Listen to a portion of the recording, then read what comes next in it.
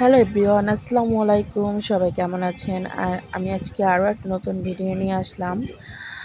আলু ভাজবো সেই ভিডিও। আলুটা আজকে আমি ভাজবো না, আমার কালুজান ভাজবে। তার জন্য প্রথমে কড়াইতে পেঁয়াজ, তেল, কাঁচামরিচ, তারপর চিংড়ি মাছ বেশি করে দিয়েছি। তারপর স্বাদ মতন লবণ, মশলাটা ভালো করে কষিয়ে নিব।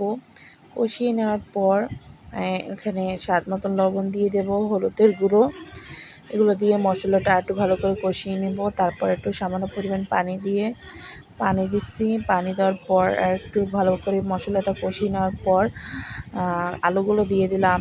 আলুগুলো দিয়ে ভালো করে নাড়াচাড়া করে দেব, যাতে মশলাগুলো আলুর গায়ে লেগে যায়। ভালো করে নাড়াচাড়া করে তারপর আলুটা ভালো করে ভাজা হয়ে গেলে সামান্য পরিমাণ পানি দিলাম, যাতে আলুটা সেদ্ধ হয় তাড়াতাড়ি। এরপর কিছুক্ষণ ঢেকে রাখবো। ঢেকে নেওয়ার পর ভাজি আমার দেখেন হয়ে গেছে। তারপর উপর থেকে জিরা গুঁড়ি দিয়ে দেব। এরকম ভাজি করলে অনেক মজা লাগে। জিরা গুঁড়ি দেওয়ার পর থ্যাঙ্কস ফর ওয়াচিং।